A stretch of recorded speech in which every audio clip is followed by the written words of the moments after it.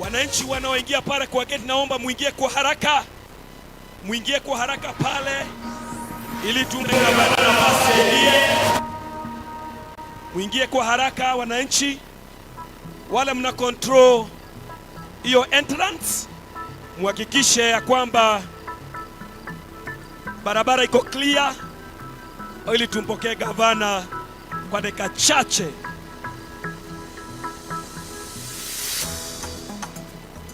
Kiambu County, the bedroom of Kenya's capital city, due to its proximity to Nairobi, DJ, and a bedrock of economic success. Kidogo DJ, kuna gari ningetaka mwenyewe akaweza kuyatet, gari KDB 352, KDB 352M. Hiyo gari ukaende ukaiangalie, ukaitazame, na ninaambiwa uende na jirani. Usiende peke yako ukienda kuangalia hiyo gari. Tafadhali sana, ukimbia haraka sana. Hatujui ni nini kinaendelea kwa gari yako KDB 352M.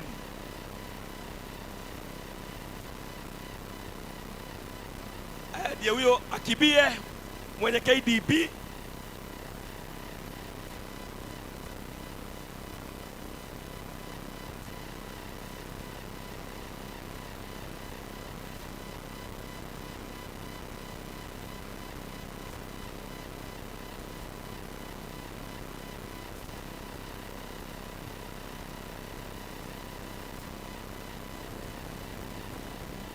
Especially result-oriented work ethics are not enforced, and neither are they practiced or owned by the staff. And that's why, because we have targets to meet, we have promises that we made to fulfill, then I have to lead the team differently. The typical tardiness and brief appearances seen in other government offices, in Kiambu, all top county officials have a different daily work routine.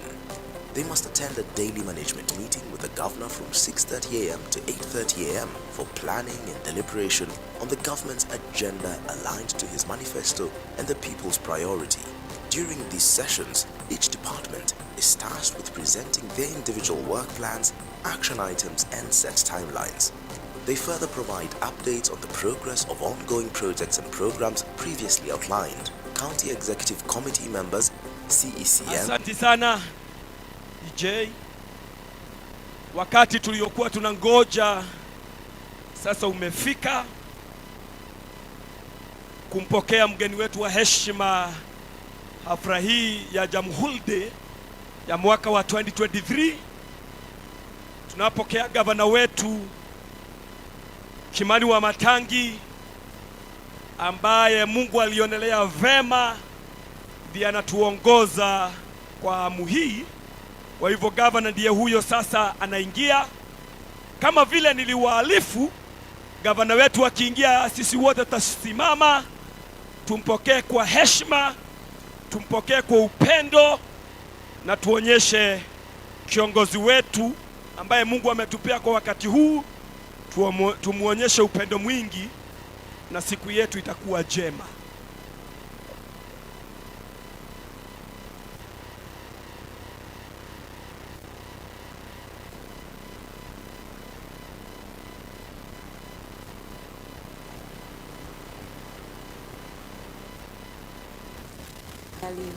Rewarding of top performance. His rallying Good. call. DJ, wananchi wa Kiambu,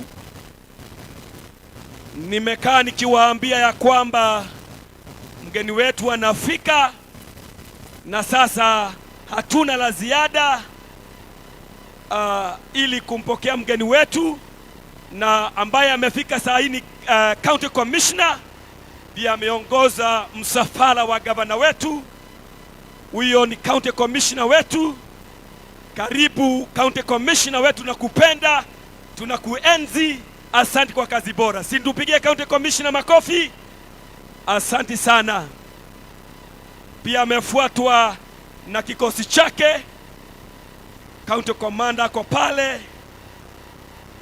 Asante sana, asante sana. Sasa hao ukiona wamefika, wako tayari kumpokea gavana wa jimbo la Kiambu. Ndiye huyo. Wananchi wote kwa heshima, kwa furaha nyingi, sote tusimame sasa tukaweze kumpokea gavana wetu. Sasa tusimame.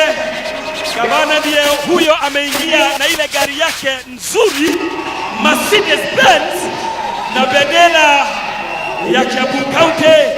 Gavana ameingia hapo kwa raha. Wananchi tusimame. Gavana ndiye huyo amefika. Kwanza tumpe shangwe akiandamana na First Lady wa Kiambu, Her Excellency Madam Anne. Ndiye huyo gavana wetu wa Kiambu, Dr. Paul Kimani Wamatangi. Situmpe shangwe. Wapi kelele ya gavana? Thank you very much. Gavana wetu, karibu sasa tunapoweza kuanza ratiba yetu kirasmi. Asante sana.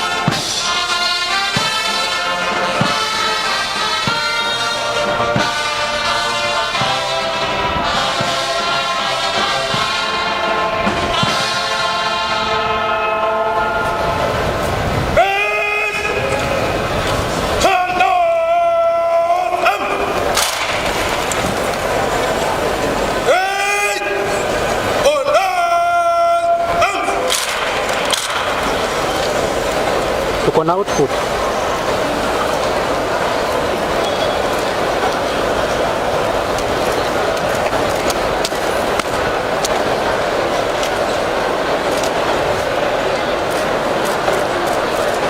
Morning, sir. May I have permission to march after parading? Quick time, sir. Tuko na output. Magi. Tuko na output. Thank you, sir. Tuko na output. Muangalie Facebook.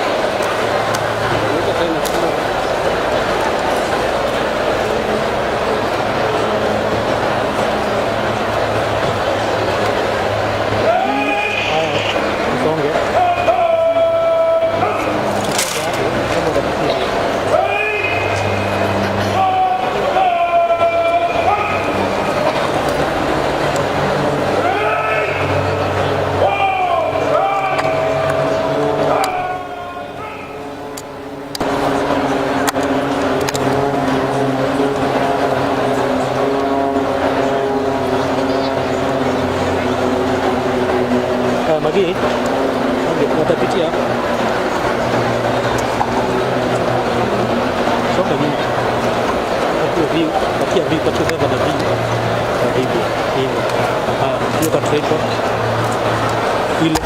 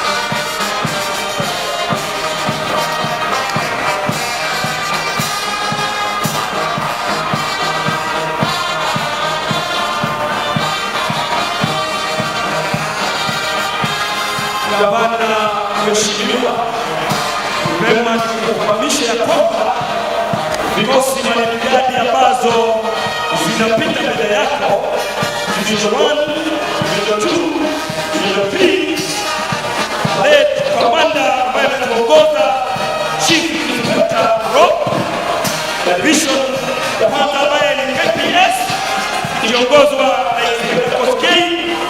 Tunasema ni asante sana Division 1, kikosi maridadi wanaopita mbele ya gavana wetu. Tunasema ni asante sana. Division 2, Your Excellency, ya Administration Police ambayo inaongozwa na Inspector Prudent, mama study amejitolea kuongoza hiyo kikosi. Tunasema ni asante kwa hiyo Division 2 ya APS. Wananchi watukufu, hao ndio vikosi wanafuata. Wanafuata sasa ni Kenya Prison ambao umeongozwa na Inspector Alice. Asante sana Kenya Prison Division 3 kwa umaridadi wenu na ustadi wenu. Kwa mwisho, gavana mheshimiwa, ni County Government of Kiambu ambao wanaongozwa na Inspector Gideon. Hao ni wafanyikazi wako gavana, kikosi Division 4. Tunasema ni asante vikosi vyetu kwa kujiandaa vyema. Bedi ambayo inatutumbuiza inatuongoza kwa hafla hii, watoto wetu, wana wetu kutoka MKU University. Tunasema asante kwa umaridadi, kwa kujiandaa vyema. Tunasema ni asante. Wananchi wa Kiambu, tupigie vikosi vyetu makofi. Wamefanya kazi nzuri. Gavana wetu anapoenda kupokea kile chake, karibu gavana wetu kwa hema kuu, tunakukaribisha kwa upendo mwingi. Wachungaji wapo, machifu wako, waziri wako wapo, County Assembly ya Jamhuri ipo, First Lady yuko area leo, spika wa bunge, area MCA, majority leader, na mwisho deputy governor wetu. Asante sana. Basi tupigie gavana wetu makofi anapoenda kupokea picha. Nchi watukufu wa Kiambu, na waomba sote kwa heshima kubwa tukaweze kusimama, tukaweze kuendelea na ratiba yetu. Naomba kwa heshima tu tusimame kwa heshima. Nchi wa Kiambu tusimame. Excellency gavana wa Kiambu, deputy governor, county commissioner, na mikakati zote zilizingatiwa. Kwa interest of time, nataka aweze kuongozwa kwa maombi, tukiongozwa maombi ya mchungaji anaitwa Bishop Daniel kutoka Jamhuri. Hadi mchungaji upokee kipaza sauti hapo juu, utufungulie hafla ya Jamhuri kwa maombi. Karibu mchungaji, utufungulie kwa maombi, na wananchi tutulie, tujiweke mikononi mwa Mungu. Basi na tuombe. Baba wetu wa mbinguni, tukushukuru kwa kuabudu sana siku ya leo ambayo ni siku maalum sana kwa nchi ya Kenya.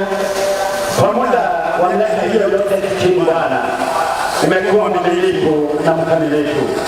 Twakupa sifa, maana ni mkono wako umelinda nchi yetu.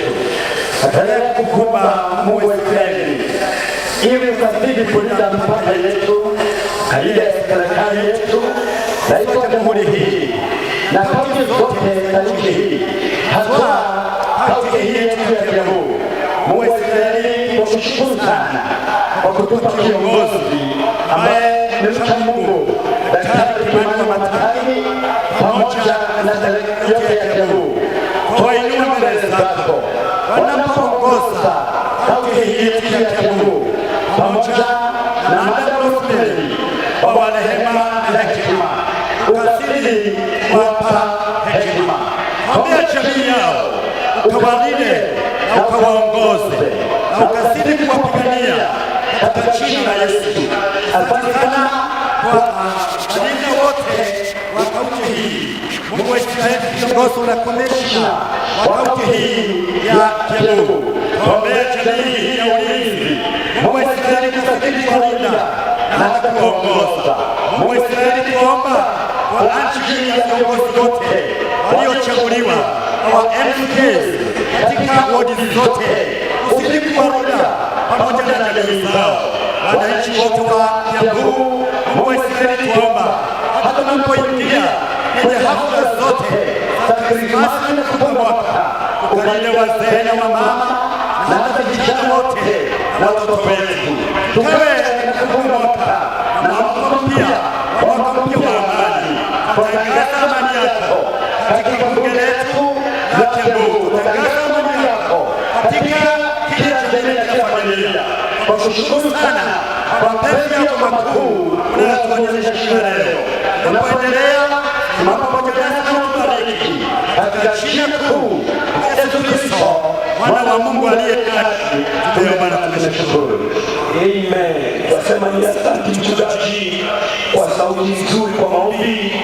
Your Excellency, unikubalie niite Imam Ahmed Kipawa katika hiyo sehemu ya maombi.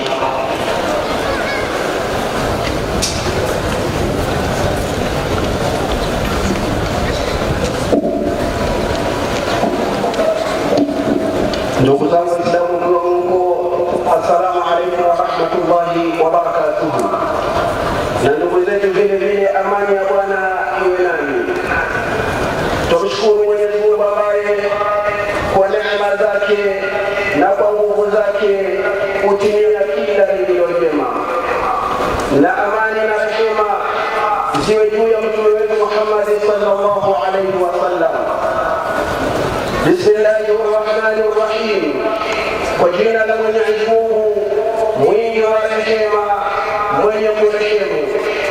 Alhamdulillahi rabbil alamin. Shukrani zote njema anastahili Mwenyezi Mungu, mola wa ulimwengu.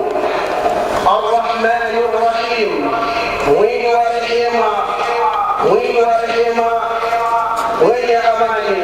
Arrahmanir rahim, mwingi wa rehema, mwenye kurehemu. Maliki yaumiddin, mwenye kumiliki siku ya malipo. Iyyaka na'budu wa iyyaka nasta'in, kwako wewe tu ndiye tunayekuabudu na kwako wewe tu ndiye tunakuomba msaada.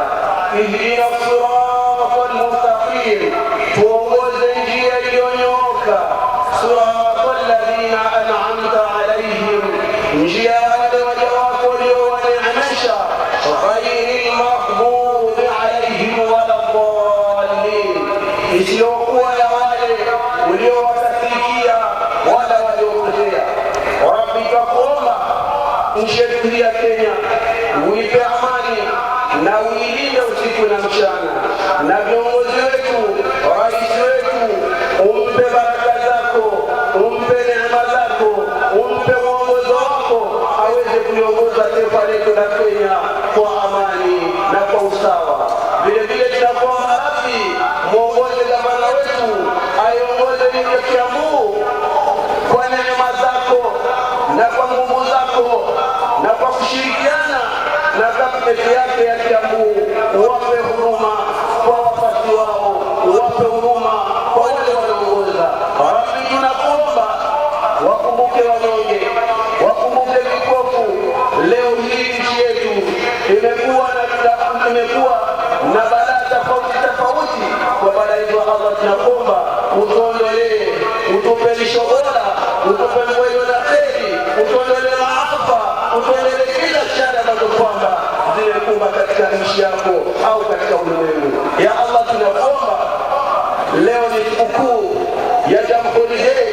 Tunakuomba Mwenyezi Mungu, popote ambapo leo hii waja wako wamesimama kusherehekea siku hii ya leo, wateremshe mkono wa baraka zako, wateremshe mkono wa amani zako, na uwalinde na amani, na uwapatie umoja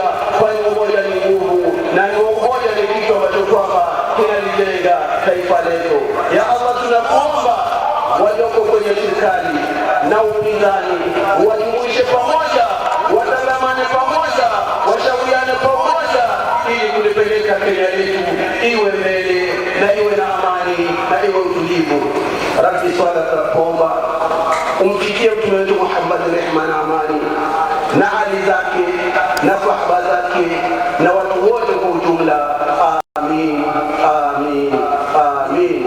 Wa assalamu alaikum wa rahmatullahi wa barakatuh.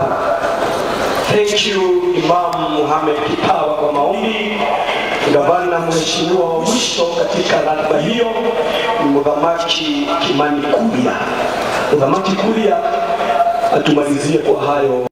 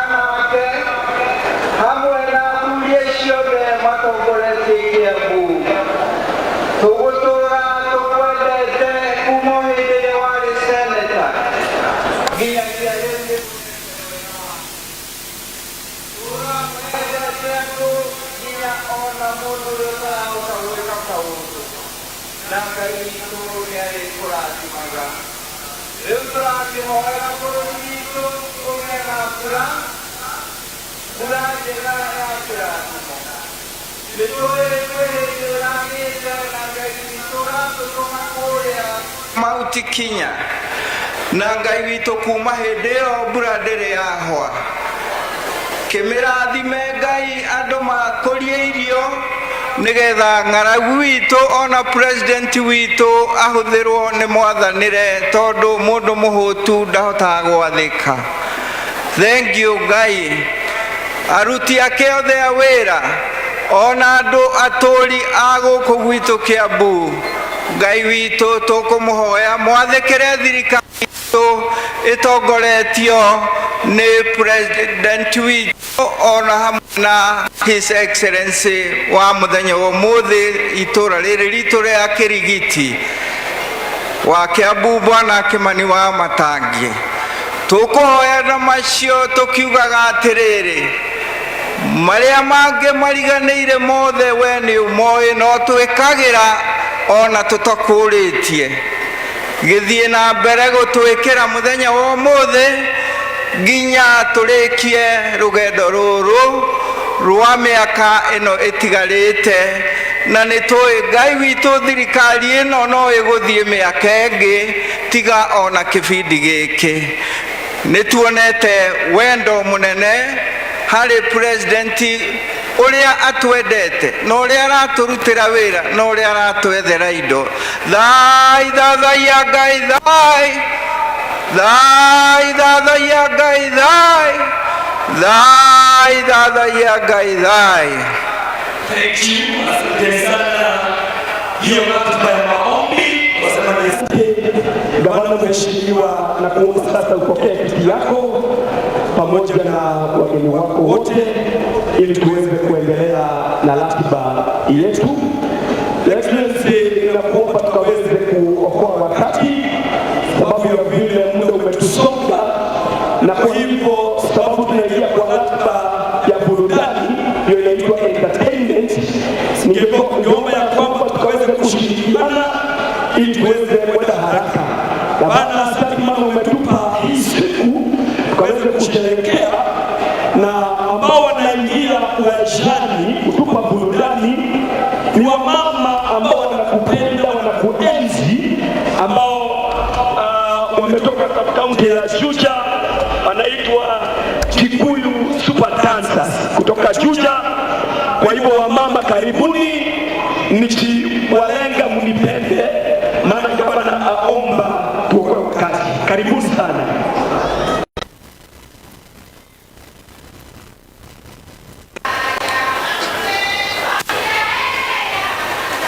Karibuni, karibuni.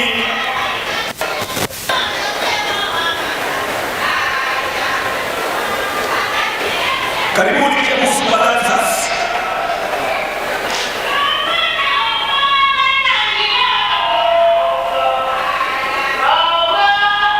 Sogea kidogo, sogea kidogo. Haya.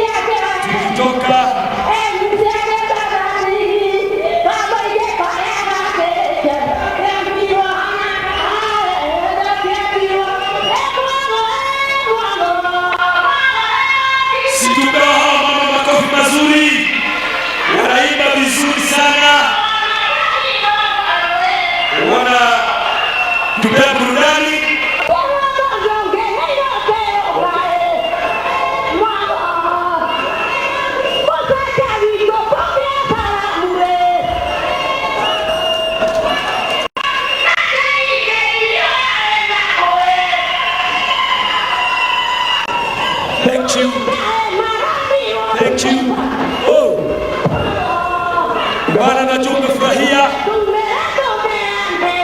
Atumia asio niwe noma kudigisha jamaa mwewa mataki sitopia makofi. Gavana wanakupungia mkono hawa mama. Ukumbusho gavana, unajua hawa mama tangu asante hawa mama, unajua gavana, ukifungua level 4 ya Gashororo walisema lazima waandamane na wewe. Tunapoendelea na burudani yetu, najua tutajienjoy. Wanaofuata ni vijana wetu ambao wanaitwa Creative Contemporary Dancers kutoka Kiambu. Karibuni wazito.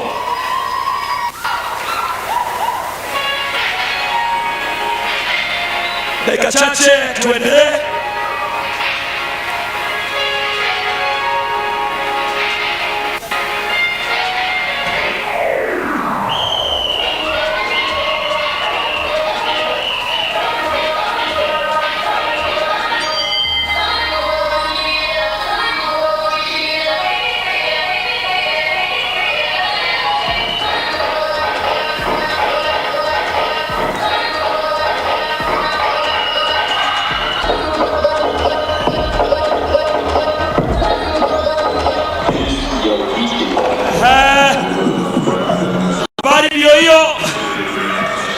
Sikukuu ndio hiyo.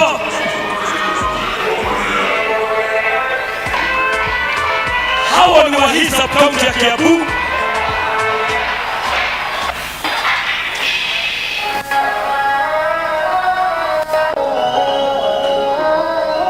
Wanarika wetu, asanteni sana. Kama tungalikuwa na muda ningewapa wakati wote, lakini mko sawa. Situombe kelele kidogo, tuwatie nguvu waendelee. Miaka zote mnatufurahisha. Controller anasema time ndio imetukalia. Thank you very much. Thank you very much.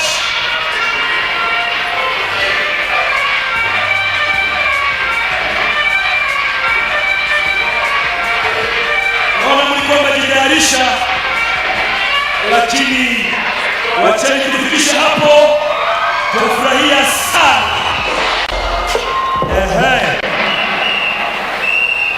Kabisa kabisa, tuwapigie makofi sana.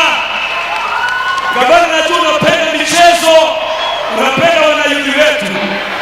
Gavana, ambao wanaofuata ni wale wanaopenda sana. Hawa ndio tunaita the young dragons. Najua hawa gavana ni marafiki zako.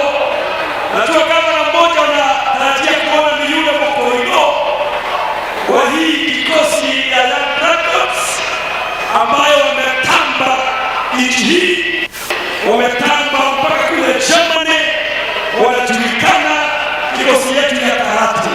Na hawa ni wetu kutoka Vita. Wacha ujione, lakini usiende kujaribu nyumbani.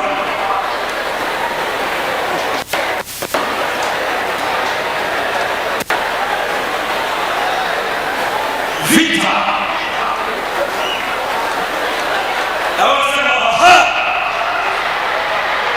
Kabisa.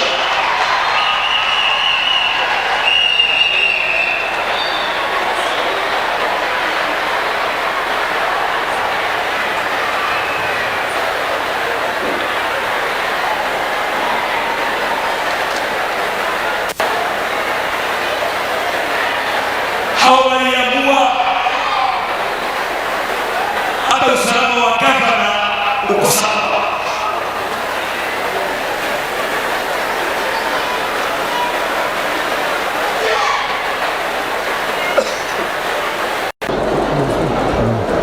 Wana CHP wetu, mnapigia watoto wetu makofi kabisa, sababu mko kwa nyumba.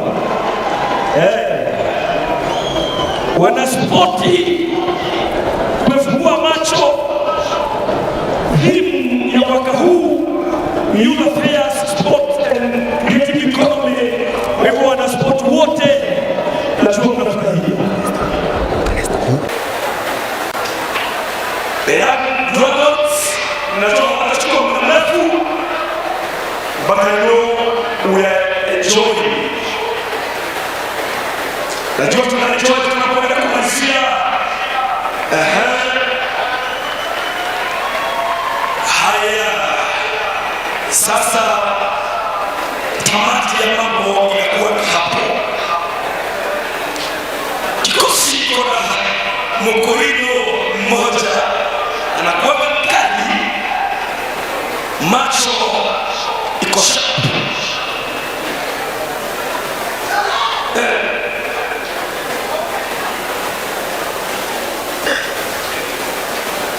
Misuli, mifupa iko stadi. Mambo zingine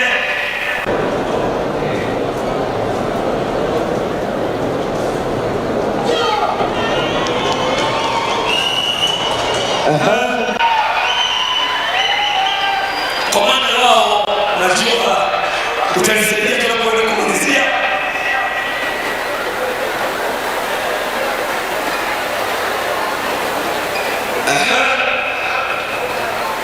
Haya, najua tunaenda kumalizia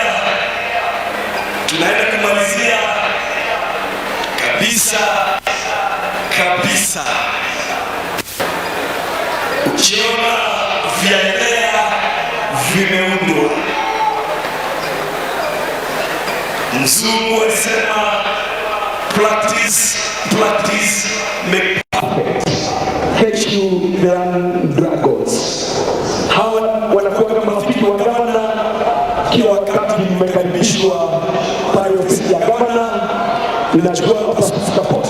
Mourinho ndiye huyo, vita ya hiyo. Mourinho hatazami rafiki yetu, wanamuitaka kwa hivyo, lakini ikifika ni vita hacheki.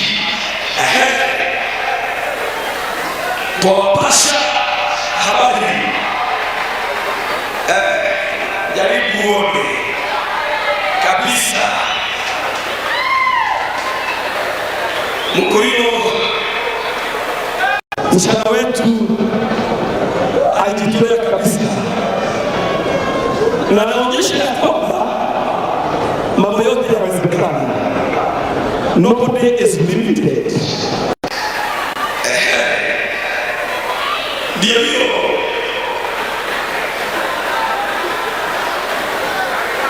Haya, tunamalizia.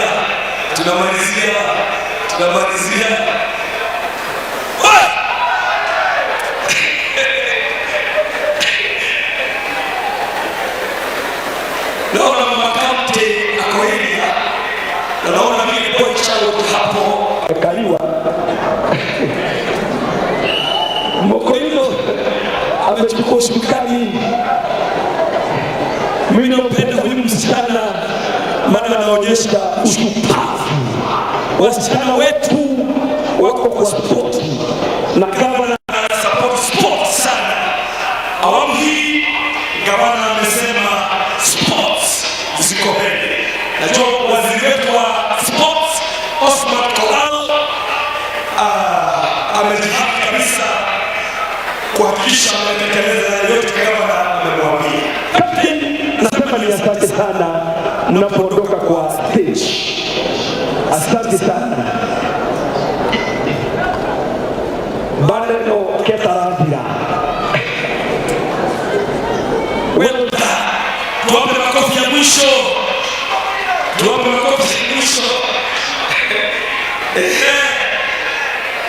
Ndio inaitwa Gedilidanio Vita. Thank you very much. Sasa lazima wampe gavana salute. Na unaona kuna katoto kadogo sana kanakuwa katua pale. Lazima gavana wakupe salute. Katika kitambo Mudheki Kacholaza tumepewa hii salute na gavana la kuomba kwa heshima kwa niaba ya watoto angalau hao yangu wamepata sikukuu. Asante gavana, najua ni mkarimu sana. Asante sana. Wengi katika dancers nini ni kupitia mnapoondoka kusikie bass kidogo.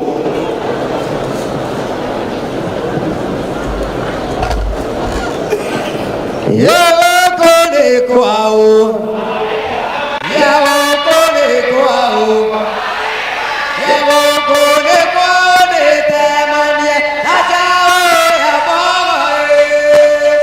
Yawakone kwao, ayake mani areko, ayake mani nito, ayake mani areko neko mwela.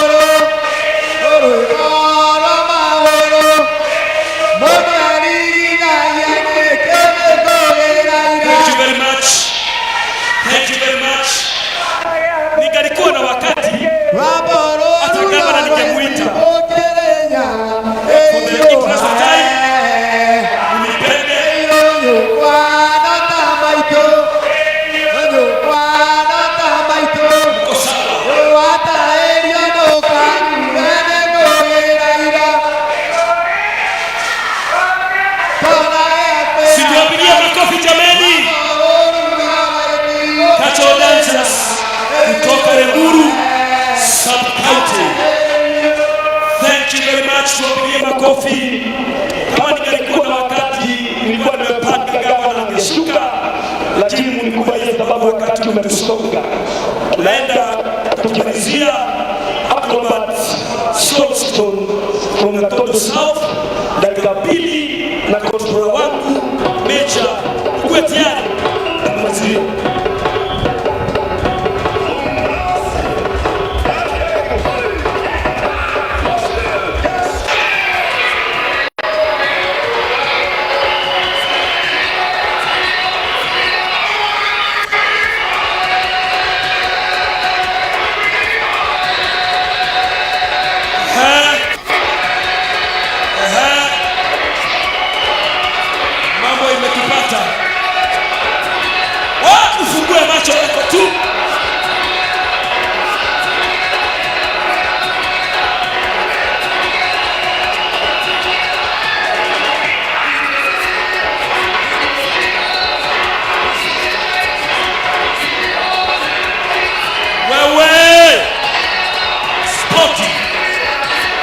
Jamhuri na spoti.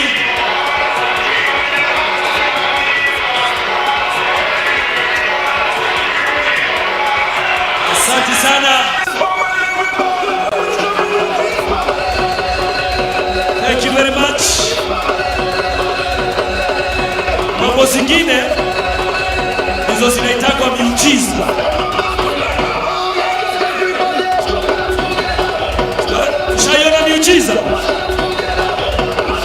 Haya, mambo yametupata hii Jamhuri Day. Gavana, kwa kushukuru, maana hatuna stress. Kama kwa hii kiwanja, stress yote tunatoa. Guy, thank you. Thank you.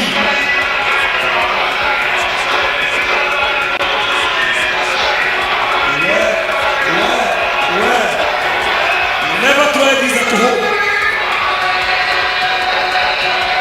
Try it at your own risk. Hiyo inaitwa muujiza.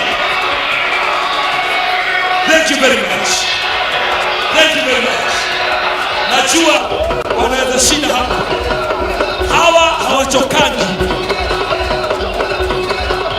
Gavana wamekusalimu, wamesema uendelee na kuongoza Kiambu, uendelee kufanya maendeleo. Gavana, uendelee kuingia mashinani, maana tuko na wewe miaka 10 ukituongoza hii Kiambu.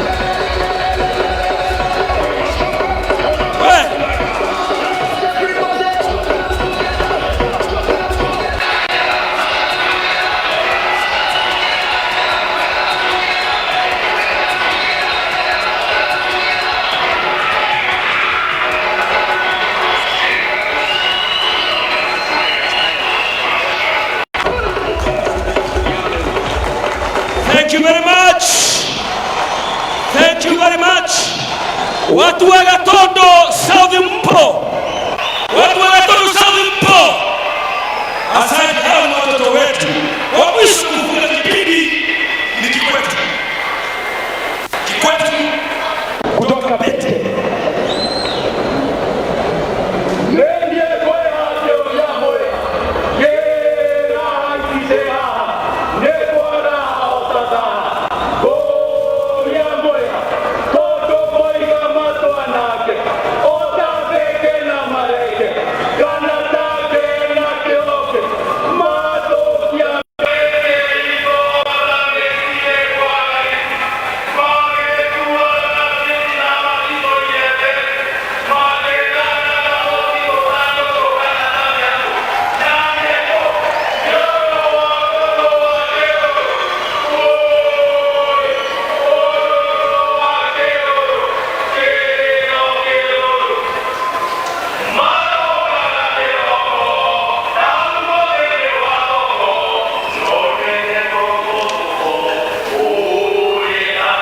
Kana moko ati mehigo eroko kiroko hado mehigo eroko makaroka roko muromo no geigwa makiuga marenda momo mamerorere na maitho nemetie omo hado ha momo Gracias thomaga thita na nuthu reu ciugaga nĩ thinacara na nuthu Sigatora toro itondorete otandoro Woi ororo wa keroro Kerero keroro Ona Kenya boto wito Ahana ota moito Ndũngĩmuona ũtukũ Moyanaga na gĩtuko tuko Atĩ mathiĩ mũgithi mekĩrĩte thogithi ta bori Na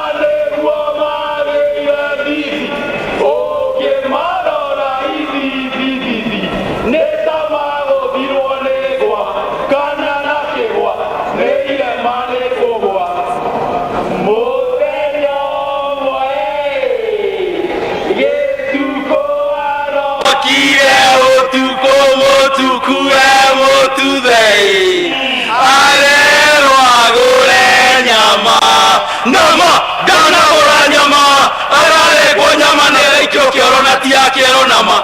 Woi, ororo akeroro, kerero keroro. Ona kevavari, no akerathi keu, tondu atoire na girathi reu. Nie ndire ndona baba, na te toikaraga nyumba imwe.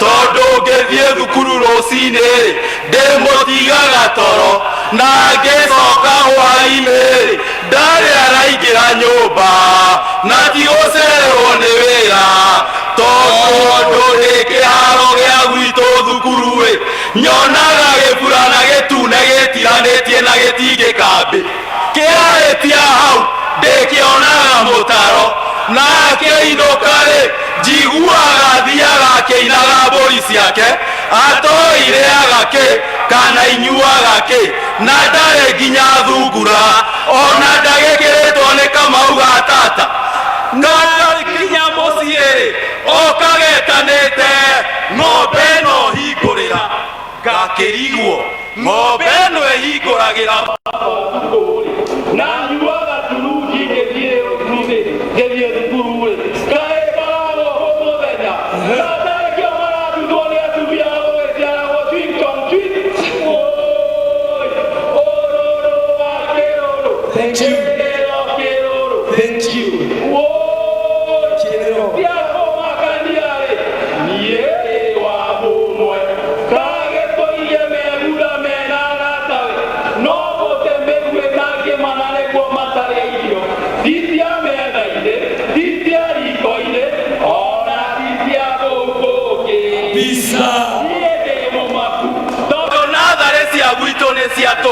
na nĩciahingirwo na tihinda gũkinya kana mũgomo gũtakĩrĩ arutwo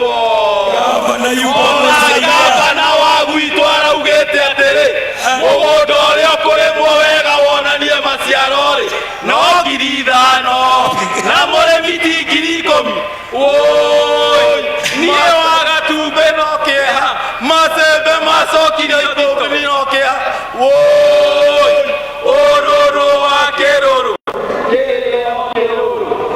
geria kuga nĩniĩ nawe nĩtũnyitane ithuothe arĩa amũre hamwe na thirikari itũ na tũrage na ũhoro ũyũ wa ũrũrũ wa kĩrũrũ kaimana ngatho nyingĩ itanariganĩrwo nĩ kũrĩ mũnini wa mũtongoria witũ wa bũrũri Rigathĩ wa Gachagua igiji na gavana witũ Kĩmani wa Matangi nĩ kũmahe mũtugo tondũ matirarĩ na mĩtugo marahanaga o ta mĩtungo no maĩnyĩrĩrĩrĩ o harĩa makinyĩrĩra na kwĩĩkĩra atĩ nĩtũnyitane ithuothe na Ngai witũ ũrĩ igũrũ-rĩ atũhe ũũgĩ na ũcamba wa kũrũa kaimana na ithuothe tũnyitane moko marĩ tuge atĩ kũrogĩka guo nĩ wega. Very touching, very inspiring. Thank you Kirigiti kwetu. Situwapigie makofi mazuri sana jameni. County Commissioner, hao marafiki zetu wanaongelea kuhusu makali ya pombe ambayo najua umeongoza mkiwa na gavana kupigana nayo. Uzuri ni wa kwamba gavana anatusaidia vijijini kujenga ECD zetu kila mahali ili tukuwe na kizazi. Kwa hivyo sipo na asante gavana. Gavana, tumefikisha tamati ya burudani yetu hapo, na ningetaka kukufahamisha gavana, mada kuu ya sherehe hii ni ya kwamba ni youth affairs and creative economy. Hiyo ni kusema ya kwamba hili ya mwaka huu ni wanayuthi wetu na mambo ya sports. Na gavana, kwa heshima niliulizwa na nimeomba ya kwamba tukaweze kutambua watu kadhaa ambao wameweza kuhitimu na kuinua michezo katika kaunti hii ya Kiambu. Na kwa hiyo sehemu ningetaka kuwatambua watu wafuatao kwa dakika chache katika ratiba yangu. Wa kwanza ningetaka kumwona Sansei Elizabeth, ningetaka kumwona, ningetaka pia kuona mchezaji mkuu wa golf katika nchi hii yetu na dunia mzima, mzaliwa wa Kiambu, anaitwa Karanga.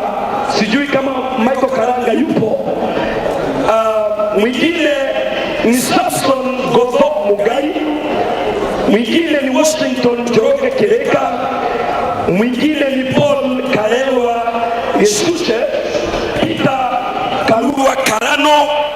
Hao wote gavana nimewataja sababu ningetaka tuwapigie makofi sana, tukiwa ya kwamba tunasema ni asante, maana wameweza kuinua sport. Situwapigie hao wote makofi wakiongozwa na Michael Karanga. Asanti sana. Thank you very much. Tumeweza kuwatabua. Your Excellency, ningetaka nikaweze kuongeza dakika kidogo kabla ukaweze kunena nasi, niweze kusema ya kwamba umetuandalia hafla hii yote. Sub-county zetu zote zimeweza kuingia hapa na tuwasema ni asanti. Kwa sehemu ambayo inaofuata gavana wetu, ningetaka kumwita leader of majority wa Kiambu County Assembly akaweze kuendelea na ratiba, na kutoka hapa ndiye atatuitia area MCA akaweza kutukaribisha hapa ili tukaweze kwenda haraka. Ile nitawaomba ya kwamba tuende haraka iwezekanavyo. Karibu Mheshimiwa Musheke.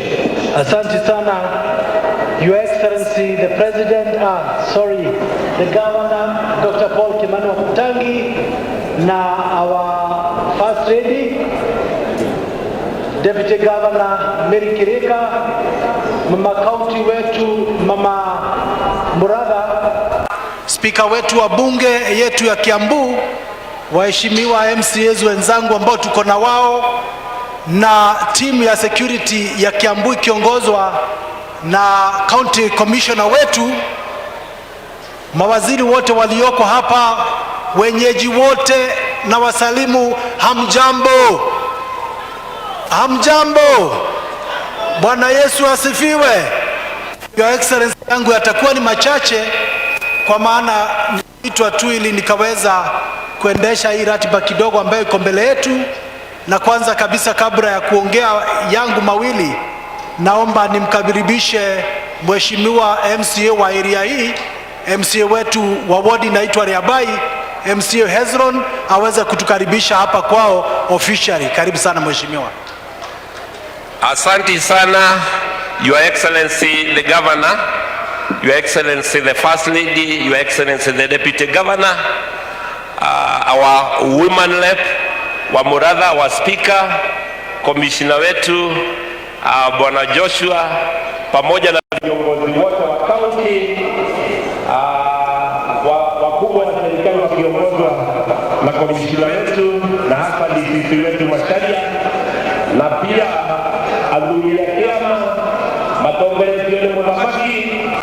mimi yangu ni machache sana, Your Excellency, kukukaribisha hapa Kirigiti pamoja na hawa wananchi wote. Na leo tunajivunia ya kwamba Mungu ametufikisha wakati huu mwingine wa Jamhuri. Lakini Your Excellency, nataka kusema ya kwamba katika muhula huu ambao wakati umechukua wadhifa wa kuwa gavana wa Kiambu, umetufanyia mambo mengi, na hasa jambo moja nataka kuitambua, Your Excellency, ni vile umepatia vijana wetu kazi. Wanafanya kazi nzuri kule mtaani, wanafungua drainage zetu. Na Your Excellency the Governor, mimi ningekuomba tuongezee hao vijana, kwa sababu kuna wale wanashughulikia wodi, tuwaongezee. Your Excellency, jambo lingine, wakati tulikuwa hapa Kirigiti tulizindua mradi ya UNC, lakini Your Excellency, ningekuomba hawa wazee, hawa wamama ambao tuliwatajiri wanalia kwa sababu hiyo kazi wanataka ifanye kazi. Your Excellency, mimi najua wewe ni gavana wa nguvu, na hiyo mambo kwa sababu wewe unasema unatimiza, itawezekana. Jambo la mwisho Your Excellency, ndio nikesi ni hawa jamaa wetu, wana wetu, CHPs wetu ambao leo wamehudhuria hii sherehe. Gavana, hawa wagwana wa CHPs uliwaambia watapokea malipo na wamepokea, lakini kwa hiyo malipo Your Excellency Kunaye amepokea 5,000, mwingine amepokea 3,000, mwingine amepokea 2 na mwingine hajapokea, Your Excellency. Mimi nataka leo waahidi ya kwamba malipo yao, kwa sababu hiyo mipango umepanga na hiyo mikakati, hawa CHPs wetu kwa sababu wanafanya kazi nzuri, ya kwamba utawalipa wote. Otherwise tunashukuru wote wamepata zile bags na kuhudumia wananchi, na asanti sana Your Excellency. Kile ningekuomba Your Excellency, sisi tumeshikana na serikali kuu. Mimi nikiwa MCA tumeshikana na machiefs wetu. Sub county admin wetu ameshikana na DCC. Na tunafanya kazi moja tukiwa kitu kimoja. Your Excellency, sisi tunashikana na serikali yako. Tuone ya kwamba sisi tukiwa timu moja ya serikali moja tumehitimu kile hao wananchi walituchagulia. Hawa karibuni sana Kirigiti na mkuje tena na tena. Asanteni. Asante sana Your Majority Leader wetu Bwana Musheke. Asante sana, tumpigie makofi. Nitaomba waheshimiwa wote kwa sababu ya muda wakaribia hapa mbele niweze kuwatambulisha tafadhali. Waheshimiwa wote MCAs wa Kiambu, majority whip ukikaribia pande hii, wengine watakufuata tafadhali. Nataka wote wakaribia hapa ili tuweze kuwatambulisha kwa haraka tu kwa sababu muda umeyoma kabisa. Haya, huyu mwenye ametangulia huyu ndiye our majority whip, anaitwa Mheshimiwa Monga kutoka kule Deila. Mwenye amefuata hapa huyu anaitwa Eric Warami kutoka pale Udhiru. Mheshimiwa Koina ni wa kutoka hapa Kiambu Town na ndiye deputy leader wa majority. Tuko na mama wetu hapa, Mama Yo kutoka Kabete. Tuko na Mheshimiwa Zipi hapa, our nominated leader. Asante sana mheshimiwa. Tuko na Mheshimiwa Ngadha hapa kutoka Morera Ward. Tumpigie makofi. Tuko na Mheshimiwa mkuu kutoka kule Bibirioni, tukumpigia makofi. Tuko na Mheshimiwa Monana kutoka pale kwetu Juja. Tuko na Mheshimiwa Dhogori kutoka pale Getaru. Tuko na Mheshimiwa Kimani Duta kutoka biashara pale Roiro. Tuko na Mheshimiwa Wini Wamboni. Tumpigie makofi. Tuko na mama yetu hapa Mheshimiwa Mogi kutoka Limuru. Tuko na Mheshimiwa Mase kutoka Lenovokoni. Tuko na Mheshimiwa Alice kutoka Kabete kule. Tuko na Mheshimiwa Mrema kutoka Tondo North. Tuko na Mheshimiwa Zaki kutoka kule kwetu Gedhorai Keo. Tuko na Mheshimiwa wetu Shila Gadhoni na nominated elected leader. Tuko na Mheshimiwa hapa Boro Kameno kutoka kule Boro Kameno Ward. Kameno ndio kwa hela ndogo waja. Ndio Mheshimiwa Beka Kei, tumpigie makofi tafadhali. Mheshimiwa Governor,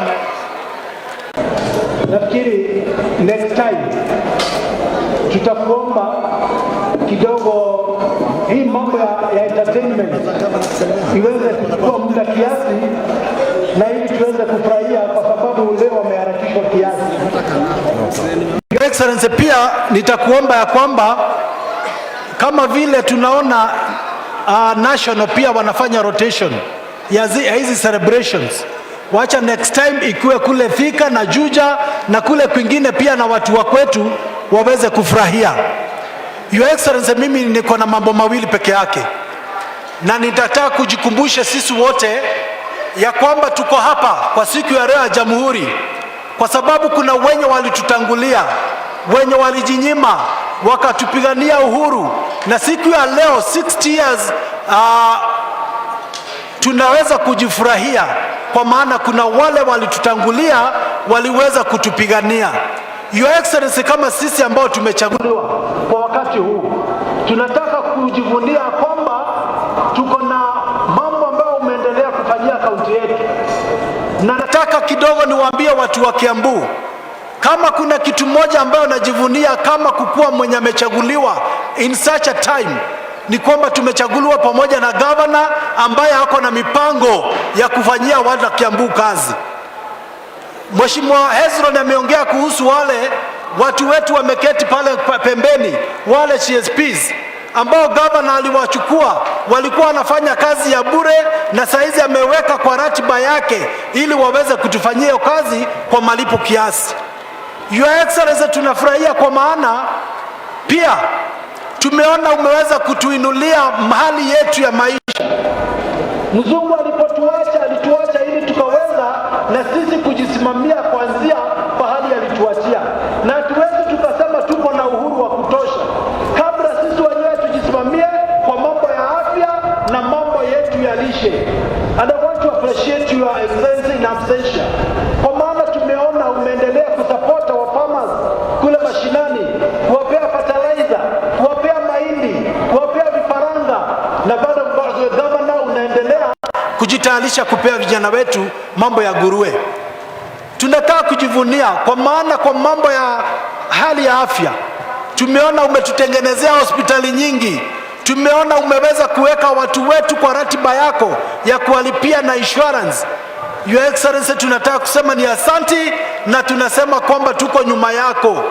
Nikienda kumaliza, nataka kukuomba kabla tuende Christmas, uwapee wetu wa Kiambu sikukuu yao mapema, kwa kuhakikisha ya kwamba bursaries zenye tunatayarisha zote zimewafikia wazazi kwa wakati huu kabla ya sikukuu, na ili wajue wakikula sikukuu watoto wao wataenda shule bila shida.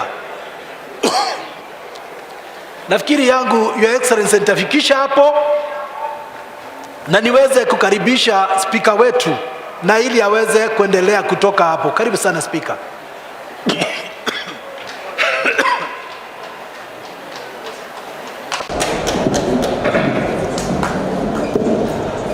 Asante sana majority leader wetu Mheshimiwa Musheke, Your Excellency the Governor wa jimbo letu la Kiambu, Governor Kimani wa Matangi, County First Lady Mrs. wa Matangi, Deputy Governor Madam Rose Kirika, Women Rep wetu Mama Boys tunamuita Ann Wanjiku wa Muratha, members of County Assembly, members of Executive present, wananchi watukufu, ni wasalimu adhuhuri ya leo. Hamjambo?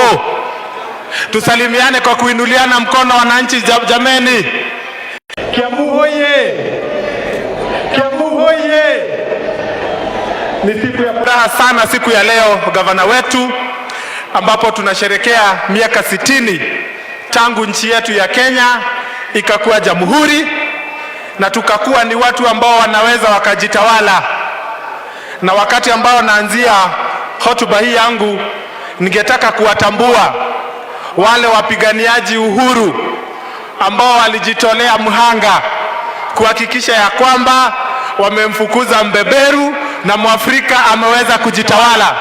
Ndiyo maana tumesimama hapa siku ya leo kwa heshima yao, na tunatambua milele na milele. Gavana, kabla labda niendelee na hotuba yangu, nilikuwa nimeomba nikaweza kumuita County Secretary Mheshimiwa Bwana Ndegwa, akaweza kwa dakika moja kututambulisha na members wa executive ambao wako. Tafadhali County Secretary kwa dakika moja, tukiendelea na ratiba yetu kwa haraka sana.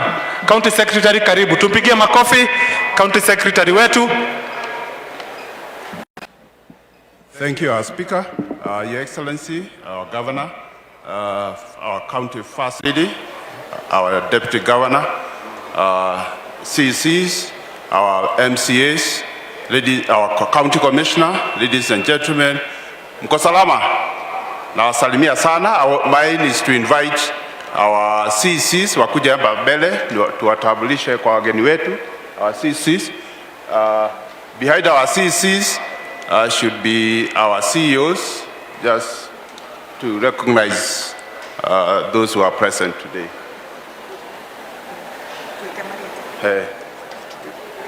Waziri Dr. Roinge ndiye anasimamia administration na public service and was organizing hii sherehe ya leo. Waziri Kangethe anasimamia trade na investment na industrialization. Thank you, Waziri Kangethe.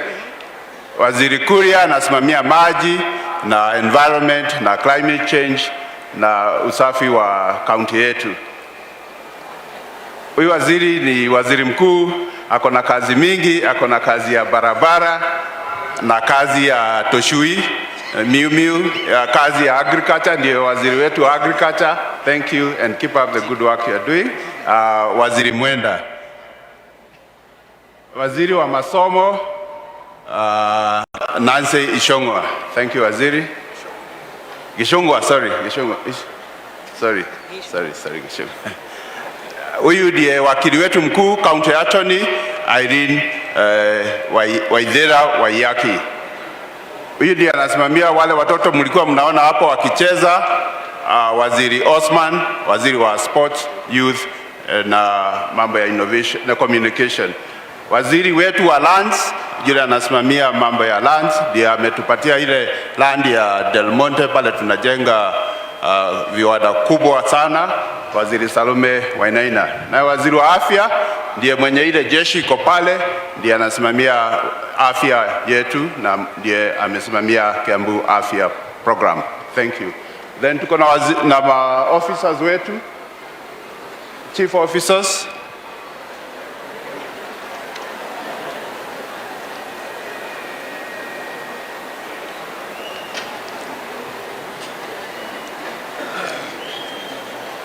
Audio makatibu wetu wale wanasimamia accounting.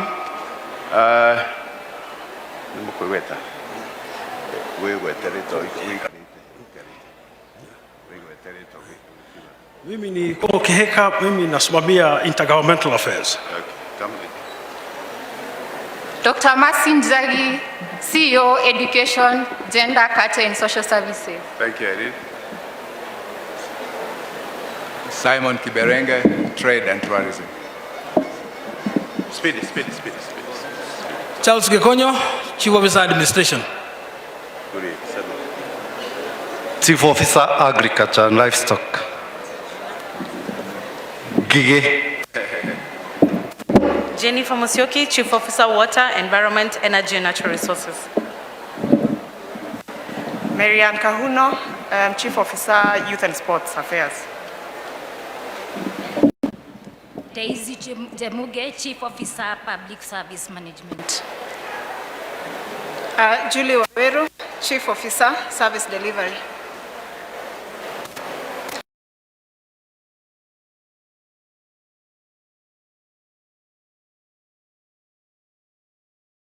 Chief Officer Health Services. Benson Jeroge Dongo, Chief Officer Crop Production, Irrigation and Marketing. William Kimani, Chief Officer in charge of Finance and Economic Plan. Thank you, CS. My name is Edmund Jihia Jeroge, Chief Officer, Department of Lands, Housing, Physical Planning, Municipal Administration and Urban Development, and also acting as the Chief Officer, Roads and Utilities. Thank you. Thank you, our chief officers. Hao ndio makatibu wetu, ndio wanasimamia pesa. Alafu tuko na directors. Any directors, we just recognize you. They are, okay. Thank you very much, Mr. Speaker, sir. Asante County Secretary kwa hiyo session kidogo. Mimi sitaongeza maneno mengi yangu. Your Excellency the Governor, ni kutambua kazi nzuri ambayo mnafanya hapa Kiambu. Kama vile ambavyo tunajua sisi kama County Assembly na County Executive tunafanya kazi pamoja, tufanyie wananchi wetu wa Kiambu kazi, na kutoka kwa bunge la Kiambu, Your Excellency, ile support ambayo ungetaka kutoka kwetu, na unajua vizuri Governor, sisi tumekushika mkono. Ile sheria ambayo umetuletea bunge, tumepitisha sheria yote ambayo itahakikisha kwamba tumefanya kazi na tumefanyia watu wa Kiambu kazi. Labda nitaje la mwisho, Your Excellency, natambua ile kazi wananchi watukufu, niwaambie ile ambayo kazi ambayo tunafanya kama serikali ya Kiambu. Kuna hiyo ambayo County Secretary ametaja, Export Processing Zone ambayo iko pale upande wa Thika, pale kwa ile shamba ya Del Monte ambayo itapatia vijana wetu kazi. Jameni, tumpigie gavana wetu makofi. Hiyo ingine Governor, tunajua tunatengeneza aggregation center ambao ni kwamba wakulima wote wa matunda wanapata ile pack house, tunafanya value addition. Na Your Excellency, najua wewe unafanya mpango wa kutengeneza hiyo aggregation center pale Warohio Farm Agricultural Technical College upande wa Githunguri. Tumpigie makofi jameni Governor. Kwa hivyo watu wa Kiambu, mimi nataka kuambia kazi tutafanya tutaendelea kufanya kazi na tuwahudumie, kwa sababu ile deni ambayo tuko nayo ni ya kuwafanyia kazi. Mimi nifikishe hapo na ni watambue wananchi wote watukufu, na kwa sababu labda kuna wale ambao hatutaonana nao kwa hii msimu ambao tunafika wa Krismasi, kwa niaba yangu mwenyewe na kwa niaba ya bunge la Kiambu, ningetaka kuwatakia nyote Krismasi njema na mwaka mpya wa 2024 wa mafanikio. Mwenyezi Mungu awabariki. Ngai arokinyanĩria cioneki cianyu ciothe, aromũrathimĩria mĩhaka na aromũrathima inyuothe o hamwe na family cianyu. Ngai wangu aromũrathima. Asanteni sana. Sasa nimrudishie MC ndiye akaweza kutuelekeza vile tutaendelea. Asanteni sana. Thank you msemaji wa bunge letu la Kiambu. Pia tukutakia mema unapoongoza county assembly yetu. Tunaenda kukaribia kusikia hotuba ya gavana wetu, lakini kabla nimpashe DCC wetu, kuna mtoto ninaambiwa ya kwamba amepotea lakini amepatikana. Mtoto anaitwa Banks Tedashi na shosho yake anaitwa Freshia. Huyo mtoto wako hapa, ako mikononi salama, tumempata. Gavana, unikubalie tu kwa heshima, waziri wako wa michezo Osman Kolal ananiomba ya kwamba kwa heshima yule mchezaji golf Stadi Karanga, Michael Karanga amefika, na ningeomba akaweze kukusalimu ikiwa ishara ya kwamba tumedhibitisha ya kwamba theme ya mwaka huu ni ya sport. Kwa hivyo waziri Osman, naweza muelekeza Karanga na yule mzee wetu wa plug mashinani akaweze kusalimia gavana, mzaliwa wetu wa Kiambu County ambaye anacheza golf dunia mzima, ameheshimika dunia mzima, amecheza golf kutoka hapa Dubai akaendelea nchi mzima. Yeye ndiye anacheza golf dunia mzima, ameheshimika. Si tupigie Karanga makofi, makofi mazuri sana. Karanga, tunajivunia wewe sana sana sana. Tunasema ni asanti, na gavana uendelee kushikilia spoti, na nakuomba gavana kwa heshima kubwa sana, ukiendelea kufanyia kazi hata kiwanja ya Dubai uweze kutupatia nyasi vizuri na ikuwe mzuri. Kuna mwingine wa plug mashinani, Osman, mulete haraka sana, maana nataka kuita MC mwenza DCC Masharia, tuendelee. Osman, waziri wetu. Kunaye yule wa plug mashinani pia amepata sifa, sijui kama yupo. Kama hayupo nasema ni asante. Yupo kijana wetu na Osman, waziri wetu wa michezo, anaelezea gavana wetu mahali angetilia manani wa area ya michezo, huyo kijana wetu wa plug mashinani. Asanti sana gavana. Gavana, najua wewe unapenda michezo, twasema ni asanti. Sina la ziada kutoka kwangu, nasema shukran, nawatakia kila laheri, Christmas njema, na kutoka hapo nampasha DCC wetu Masharia aendelee na program. Karibu Bwana Masharia. Mungu awabariki sana.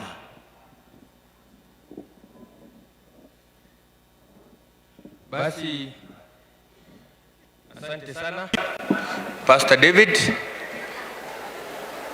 Mheshimiwa Gavana wa jimbo la Kiambu, Mheshimiwa First Lady Anne wa Matangi, Mheshimiwa Deputy Governor Rosemary Kireka, Mheshimiwa Women Rep wa hapa Kiambu Anne wa Muratha, Mheshimiwa Speaker na Mheshimiwa Majority Leader na viongozi wote, waheshimiwa wa County Assembly ya Kiambu na CECs wote wa serikali ya Kiambu, Bwana County Commissioner Joshua Canada na timu yako ya usalama, wafanyikazi wote wa serikali wenzangu na waajiri wetu, waheshimiwa wananchi watukufu, habari zenu? Habari zenu tena. Leo ni siku ya maana sana ambapo kusanyika hapa katika hii hafla ya awamu ya 60 ya Jamhuri Day katika Republic hii ama Jamhuri ya Kenya. Na tunapo Kiambu, ni vizuri kutambua kwamba hapa katika uga huu wa Kirigiti ndio mwanzilishi wa taifa Mheshimiwa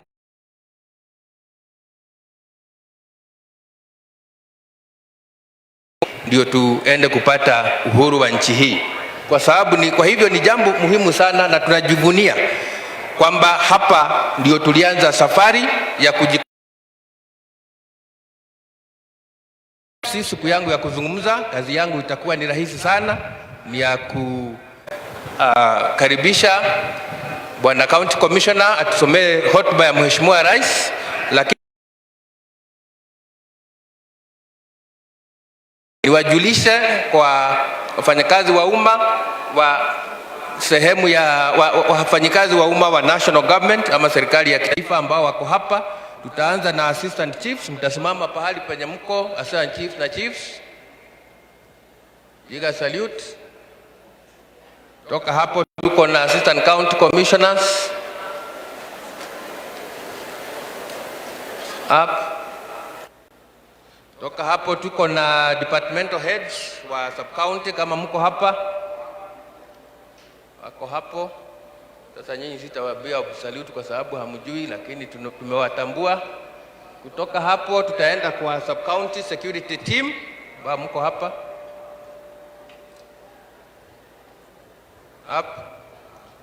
Vile kama kuna viongozi departmental heads wa county level ya county, sio nini, kuna county level, basi kama hakuna nitachukua nafasi hii kualika Mheshimiwa Anne wa Mradha akuja atuzungumzie kidogo, ndio baadaye ndio tutasomewa hotuba ya Mheshimiwa Rais.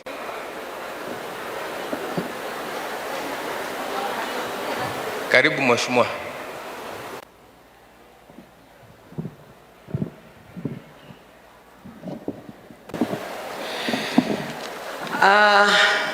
His Excellency the Governor of Kiambu County, Dr. Kimani Wamatangi, and the First Lady, the spouse to the Governor, Mrs. Anne Wamatangi, the Deputy Governor, Mary Kireka, the County Commissioner, the Church Fraternity present, the pastors, the Imam and Mudhamaki and the elders, and all other distinguished guests, not forgetting that I have spotted the Vice Chancellor of Jomo Kenyatta University, who is a daughter of Kiamba and also happens to be in our presence this afternoon, and all other dignitaries and members of the County Assembly, pamoja na wananchi wote wa Kiambu. Nataka kumshukuru Mungu kwa sababu ya siku hii ya leo, as we celebrate the 60th anniversary ya Kenya tangu tupate uhuru. Na jambo ambalo nilikuwa naliwaza asubuhi hii ni ya kwamba serikali hii ndio inaasha mwaka wa 70 ambao ndio mwaka wa completeness. Na kwa hivyo tunapotazama mahali ambapo tunaelekea, tunajua ya kwamba tunaelekea mahali pa ukamilifu. Na kwa hivyo nataka kushukuru kwa sababu ninajua ya kwamba serikali hii itatuwezesha na itatuongoza kuelekea mahali ambapo Mungu angetaka tuwe katika mwaka wa 70. Lakini jambo lile ningetaka kusema ni ya kwamba tunashukuru sana kazi ambayo tunaona ikifanywa kwa county, ikifanywa na gavana wetu. Na gavana, vile mimi ningetaka kukuomba adhuhuri hii ni ya kwamba tumeona wazazi wetu kiwasaidia sana, kama vile waziri wa agriculture amesema, katika hali ya kuweka mifugo. Tumeona ukiwapatia kuku, tumeona ukiwapatia fertilizer, tumeona ukiwapatia mbegu. Lakini gavana, mimi kama mama kaunti nasikia tuko bado kidogo, kwa sababu wazazi wamefurahi na wanashukuru. Shida yangu na shida yetu sisi wa mama ile kubwa sana hapa kaunti, na ukitusaidia tukifikia mwaka ujao gavana, hapa kwa kiwanja hii tutakuja tu kuimba ni watoto. Gavana, tuna shida ya kazi za watoto na especially vijana. Tungekuomba sana gavana, hapa unapofikiria vile utainua maisha ya wazazi, watoto wetu wako na shida, vijana wetu wako na shida. Ukiwawezesha hata kazi kidogo kidogo ya mikono. Ofisi yangu ambayo inashikilia na pesa kidogo sana, ambayo unajua mama county hupewa kidogo sana, na nikisema hapa gavana, na wewe unapata ile mingi sana na ni mingi sana, na kuambiaga yako ni mingi sana na ni mingi zaidi. Gavana, tafadhali ukiweza na Mungu akuwezeshe, shida ambayo tuko nayo kubwa county ni uajiri wa kazi za vijana, na ukituwezesha kupata hiyo kazi, na pia tuweze kushikana pia na ofisi yako ya sports, tuweze pia kuinua kazi ya vijana, gavana, tutakushukuru milele, kwa sababu vijana wetu wanaendelea kupitia mambo magumu, wanaingia katika pombe na hata maisha yale wanaishi ya madawa ya kulevya kwa kukosa kazi ya kufanya. Jambo lile lingine ningependa kuomba ni kwa county commissioner. County commissioner, tunashukuru kwa sababu ya kazi ile ambayo unafanya, lakini kama mambo ya pombe na dawa za kulevya hapa Kiambu, mahali kama Banana, hapo ni mahali ambapo imelemea na imekita mizizi. Tungekuomba county commissioner, tafadhali ushikiane pamoja na watu wako, utuwezeshe kumaliza hizi dawa ambazo ni za kulevya. Na pia ningeomba chama ambacho ni cha county cha governor, ambao ni hawa watu wana deal na lika, hata hiyo chama tafadhali governor uiangalie tena. Hawa watu muna license pombe mingi sana katika Kiambu.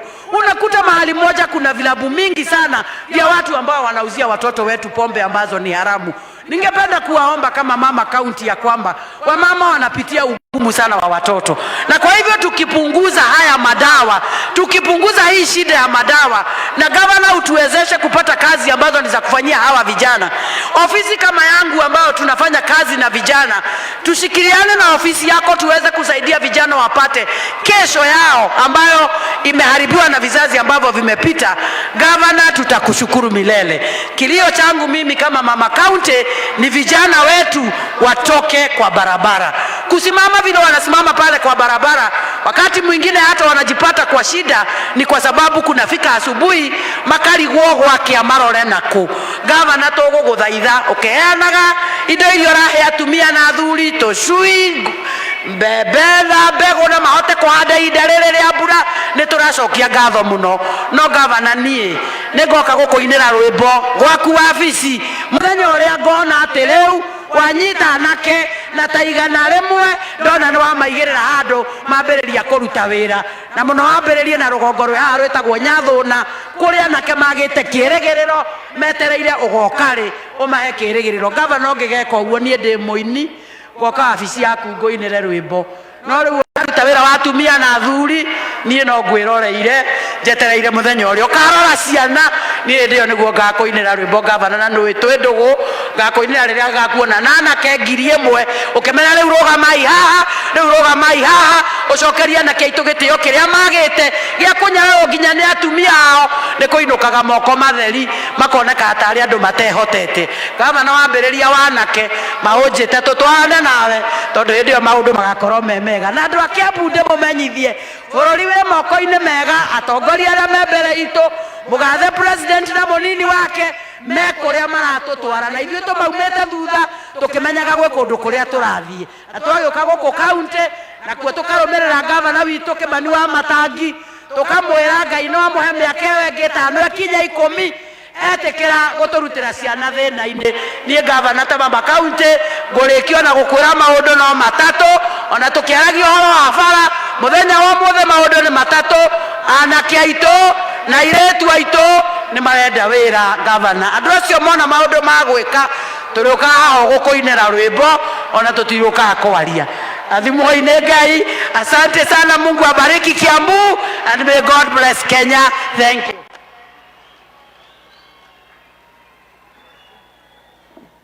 Asante sana Mheshimiwa Mradha, tumpigie makofi tena. Anafanya kazi nzuri na alikuwa anafanya kazi nzuri hata kabla ya chaguliwe. Sasa ningetaka kuchukua nafasi hii kualika County Commissioner wa Kiambu ndio atusomee hotuba ya Mheshimiwa Rais.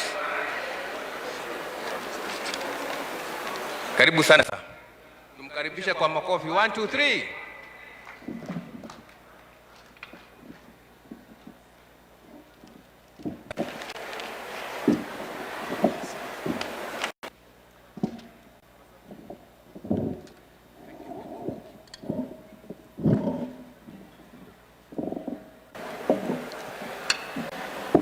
Your Excellency Governor wetu wa Kiambu Dr. Kimani wa Matangi, First Lady wa Kiambu, County Women Rep wetu wa Kiambu, Hani wa Muratha, Deputy Governor, our Speaker of the County Assembly, the County Security Committee, waheshimiwa wetu wote wa bunge la county na adhuri haki ama kiama, viongozi wote wale wako hapa, kanisa pamoja na imamu ambaye ametuombea. Mheshimiwa Gavana yangu ya kwanza, kabla sijasoma hotuba ya rais, nataka kuchukua nafasi hii ni kushukuru wewe pamoja na viongozi wote wa kisiasa wale tuko nao hapa, kwa vile tangu tuanze mwaka huu tunaenda kufika mwisho na mmetushikilia mkono kabisa kama County Security Committee.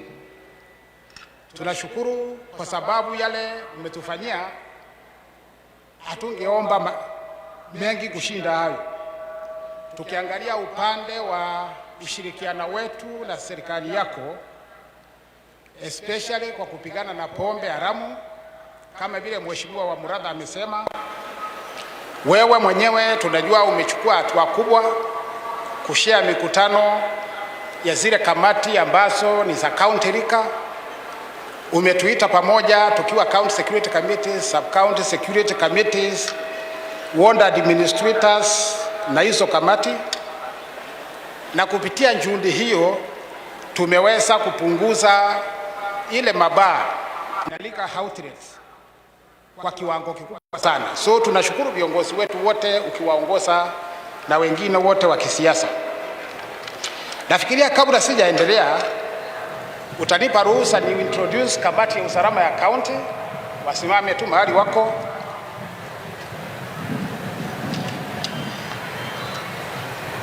Ama kujeni upande huu, tukianzia na wewe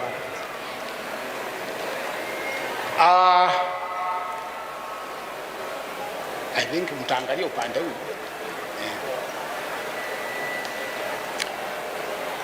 Ni wengi leo, ni wengi, na tuko na wawili ambao ni wageni hapa. I think hawajamaliza miezi miwili. Wa kwanza ni County Police Commander Bwana Michael Mushiri, amekuja, alikuwa upande wa Siaya, sasa tuko naye hapa Kiambu. Asante sana. Wa pili anaitwa Morning, Mr. Morning ama Morning. Ukishinda kusema Morning sema Mr. Morning. Hata yeye amekuja the same day na County Police Commander, ametoka Tana River, amekuja hapa. Asante sana, salute. Watatu ni mkubwa ambaye anasimamia njera zetu sote za Kiambu, anaitwa Karani. Huyu ni mwenyeji hapa. Asante sana.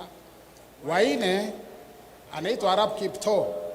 Huyu ndiye anasimamia misitu yetu, amepewa target ya 12 million miti milioni 12 kupanda in the next 5 years.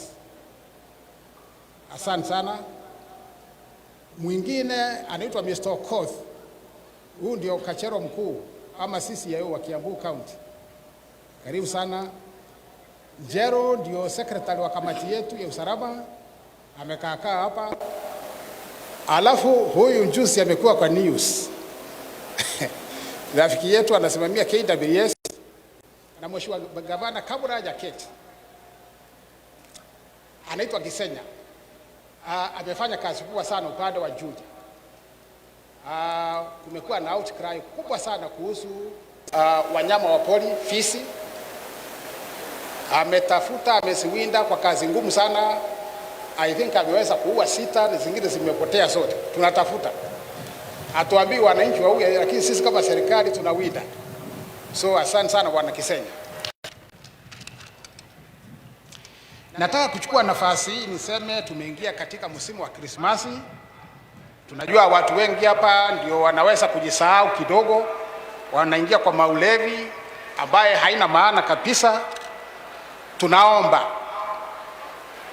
tujiadhari ndio tuweze kufunga mwaka tukiwa salama.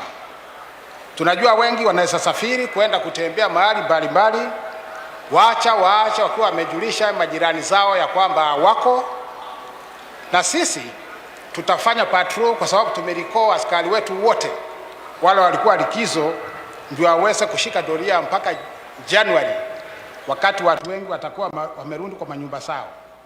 Kwa mambo ya ulevi tumesema na hii ni hamuli tumetoa kama security committee ya machifu wetu wote, ma-OCS wetu wote na OCPDs na DCCs ya kwamba hatutaki kusikia kuna mtu ameuawa na ulevi ya pombe.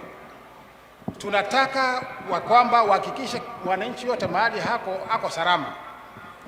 So ulevi, madawa na wale illegal aliens, the Nigerians, tumesema hatutaki kusikia tuko na shinda hiyo Kiambu. Tumelia kwa muda mrefu, sasa ni wakati wa kila kiongozi yule amevaa uniform na asiyevaa uniform ahakikishe ya kwamba hizo shinda tunamaliza. Jambo lingine la pili, kuna jambo limekuwa likiendelea kutoka wakati wa corona. Kuna vijana wengi wanaendesha magari kutoka Nairobi on Sundays, wanakuja pande za Kidhunguri na Limuru kuja kufanya party ya kukunywa pombe, musiki na saa nyingine hata maanasa. Wiki 3 zimeisha, tumeanza crackdown. Tumekuwa tukishika juzi, tunashukuru polisi upande wa Limuru walishika kadhaa wakapeleka kotini. Tunasema hiyo mchezo tumefika marufuku kama county security committee. Tunashirikiana serikali ya county kuhakikisha mahali pombe inakunywa ni lazima kuwe na permit. Kule kwa barabara hakuna permit iko huko. Hao vijana wanakuja mpaka na DJ. So tumesema tutaendelea na msako kali. Tumefanya operation Onda ya kuhakikisha tabia kama hiyo tumeifunga. Mwisho ndio niingie katika hotuba ya rais. Kuna wizi imekuwa ikitusumbua katika county ya wizi wa transformer. Tumeweza kushika watu kadhaa na bado tunawinda wengine kwa sababu hiyo shinda tuko nayo. Tunasema transformer ikiibiwa usiseme ni shinda ya Kenya Power. Transformer ikiibiwa ni shinda yetu. Sisi ndio tunaingia kwa giza, sio Kenya Power. So tushirikiane na wananchi na serikali tuweze kuhakikisha hata hiyo shinda tumemaliza. Basi sasa wacha niingie katika hotuba ya rais ambaye nataka kuisoma kwa furaha kuu ikiwa my national duty na kwa kumwakilisha rais wetu wa Jamhuri ya Kenya. Speech by His Excellency Honorable William Samoei Ruto, PhD, CGH, President of the Republic of Kenya and Commander-in-Chief of the Defense Forces on the occasion of Jamhuri Day celebrations held on Tuesday, 12 December 2023 at Uhuru Gardens, Nairobi County. I am delighted to have the privilege of leading the people of our nation in celebrating the important milestone in our journey to national independence. 60 years ago, on a day like this, Kenya took its final step on the freedom struggle to become a sovereign state.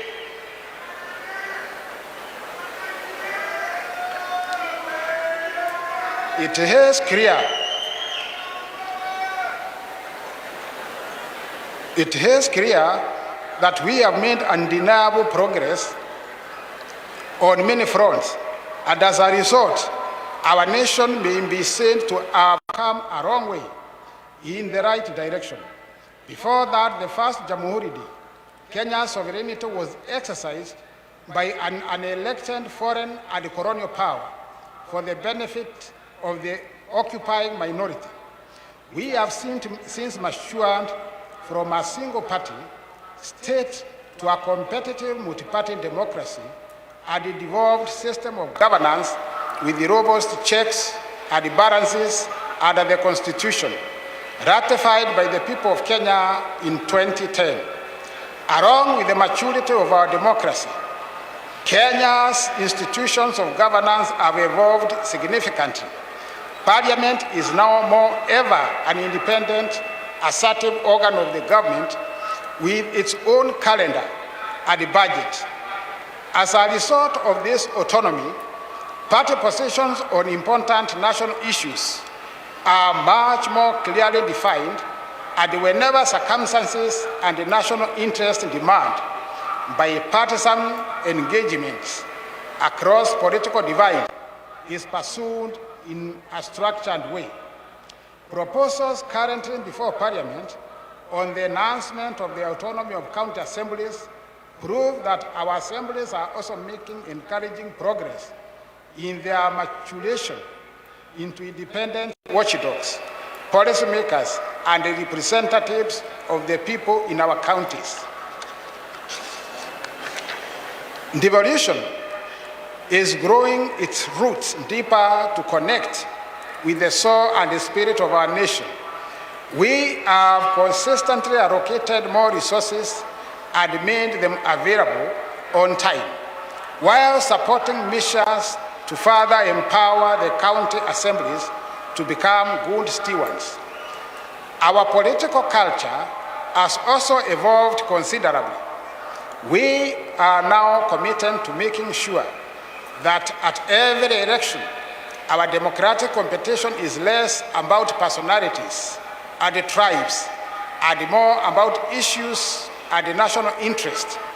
As a result, the last general election, which serves as very solid beacon of this new direction, reflected the true will and the confidence of the people of Kenya in democracy. Without the rule of law, our democracy falls short of serving us as people. The judiciary, which is our nation's foremost anchor of the rule of law, continues to grow in its capacity to authoritatively discharge its constitutional mandate and make justice a right of every citizen, to provide effective and efficient services to the people. We have enhanced resources available to the judiciary, promoting respect for its independence and submitting to its authority in order to deepen our credentials as a nation guided by the rule of law. Today, there is much to celebrate about the strides we have made for 6 decades. The democratic credentials of our political culture are solid, and our institutional maturity is beyond doubt. 60 years ago, we certainly were far from where we are today. The progress we have made is undeniable. Our peers at that time, nations like South Korea, Singapore, and Malaysia, have similarly made immense progress in the democratic and institutional maturity. They have, however, made much more economic progress than us, and as a consequence, they are much more advanced today than we are. The point at which we stand today is the culmination of the collective endeavor of our nation's founding generations and those came after them. The vision which inspired their struggle and sacrifice was one of the united, free, democratic, and economically prosperous nation. They fought for true sovereignty, which envisaged a political democracy and economic prosperity. Our forefathers made huge sacrifices to win for Kenya the freedom we celebrate today. And the generations that followed them have made contribution progressively to bring our state society, and the economy to its present. We gather today to express our gratitude, celebrate their legacy, and contemplate our contribution to accelerate future progress. The responsibility of our generation beginning with this administration is to make smart choices and the necessary sacrifices, just as our forefathers and those who came after them did, so as to match our economic progress with our democratic and political achievements. This is the assignment we took up in December 1, on day 1, that is 13th September 2022, and which we have been painstakingly undertaking for the past 1 year. Our focus has been firmly about the ways and the means of transforming our economy and making the right decisions, necessary sacrifices, and smart choices to Kenya on the path of economic renaissance. This transformation began with all of us as the people of Kenya, making immense sacrifices and huge contributions together to pull back our country from the brink of debt distress. The greatness and the patriotic devotion of the Kenyan people have been on display during the past year. Together, we have made the right choices, sometimes taken very difficult and painful decisions to steer Kenya back from the edge of catastrophic cliff of debt distress and move our nation in the new direction. There is every reason to believe that without serious sacrifices and hard work over the past year, crises, threats, and challenges in the global economic and geopolitical environment confronting us would have overwhelmed, as indeed it has in many countries.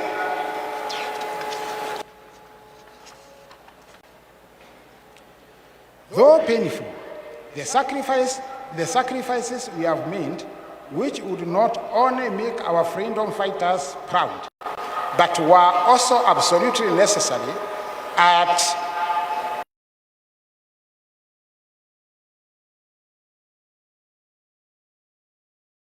stability. Proudly, these sacrifices are paid off.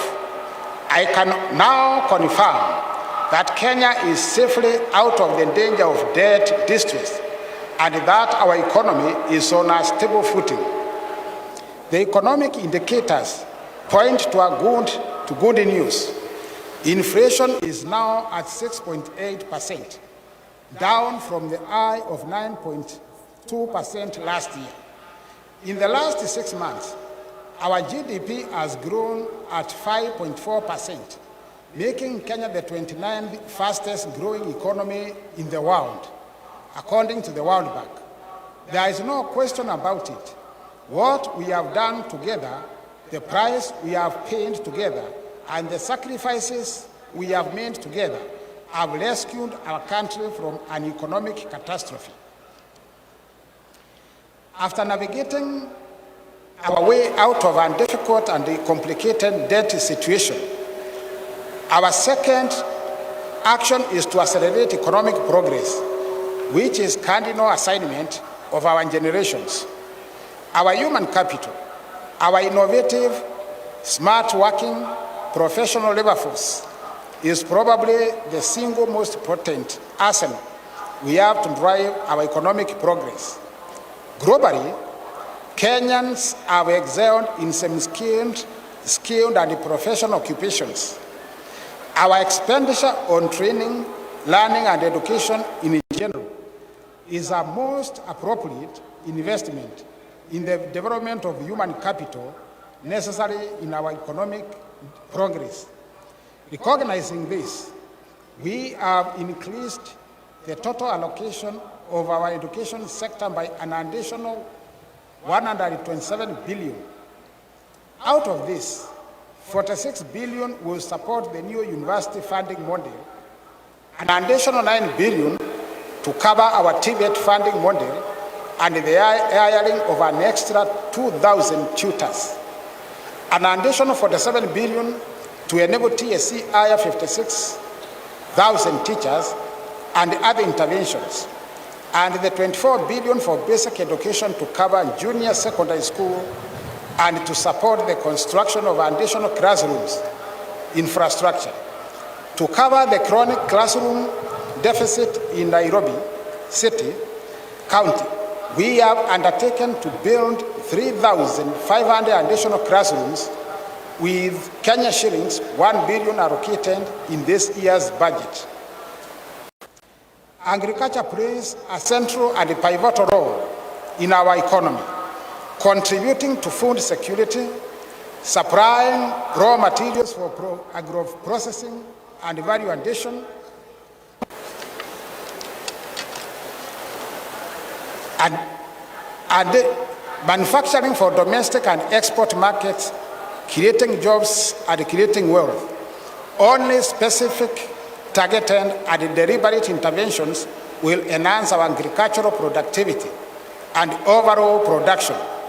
This begins with the registration of farmers, provision of crop-specific fertilizers, for reforms in the tea, coffee, sugarcane, and edible oil sectors, provision of mobile dryers, and other interventions underway across the nation so as to reduce the cost of food, which consumes 54% of our household incomes, to reduce by half our food import bill, which stands at Kenya shillings 500 billion, and also increase our exports.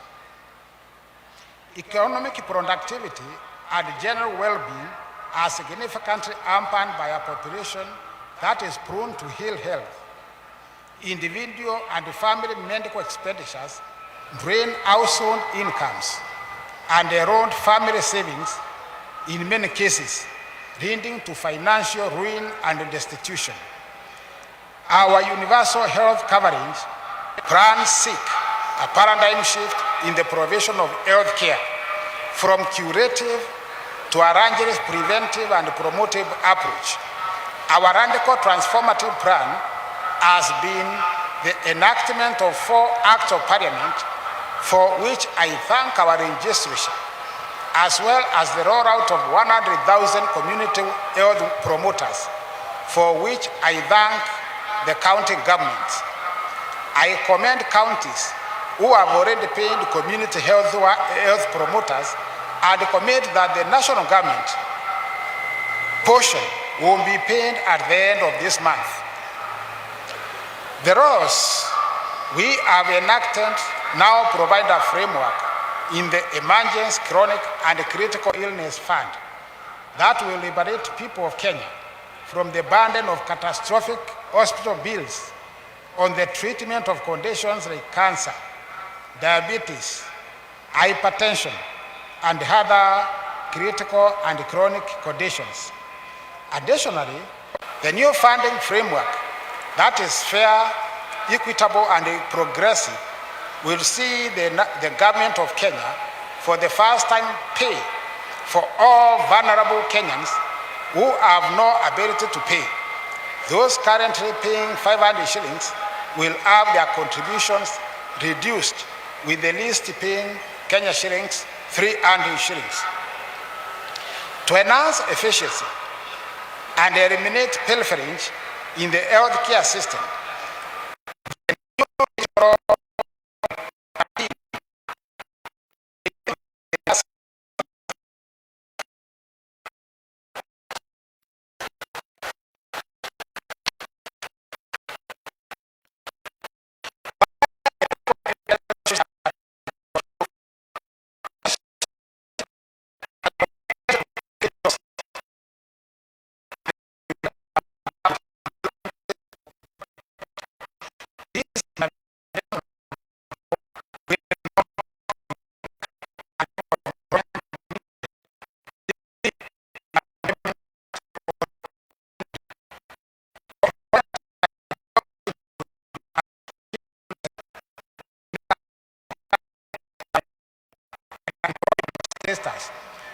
and deal effectively with the prevailing challenges, our interventions must be ambitious and consistent and intentional, as well as deliberate and progressive. On housing program, our housing program is fundamentally massive, deliberate, and a systematic job creation mechanism. Apart from the thousands of direct employment opportunities in construction and associated services, the housing scheme indirectly supports the formal and informal manufacturing of materials, fixtures, fittings, and accessories required in the construction, from architects and engineers to plumbers, quantity surveyors and engineers, to site workers, artisans, fabricators, electricians and plumbers, and the construction workers. The housing program is a bottom-up job creator. There are 33 active housing development sites already employing 120,000 Kenyans in various parts of the country. Another 21 sites are undergoing evaluation to begin construction next month. Other sites are in the various stages of the design, and by mid next year, the entire country will be in bustling construction site with housing projects proceeding in every county. Our strategic focus is to construct thousands of housing units while creating millions of jobs. South Korea, Singapore, and Malaysia undertook this major housing project some 40 years ago, and that is why their economies are ahead of us. Yesterday, I signed intro amendments to the National Government Constituency Development Fund Act, which set out a framework to anchor the development of ICT hubs in each of the 1,450 wards in the country. I salute members of Parliament for the partnership to leverage our digital superhighway infrastructure to provide training opportunities and create thousands of digital job opportunities for young people across Kenya. We are also rolling out training and digital job opportunities in all our TVETs countrywide, and already 23,000 computers have been distributed, with many students now monetizing their skills online. We are in discussion with the county government to jointly expand vocational training centers to accommodate ICT hub infrastructures so as to enhance the digital job footprint. The digital job ecosystem we are building is an intentional, dynamic, and innovative mechanism to create jobs in the technology and the digital space. On Jamhuri Day 2022, I announced a grand plan to transform Kenyan sport and creatives into a significant industry to expand livelihood opportunities for our youth. Through the government flagship Talanta Era initiative, which we officially unveiled in June this year, our sportsmen and women continue to make our country proud with their conquest far and wide. Our women volleyball team and the men rugby have qualified for the Paris Olympics in 2024. Our athletics continue to excel at various global events, as well as exemplified by the shining performances in long and middle distance races.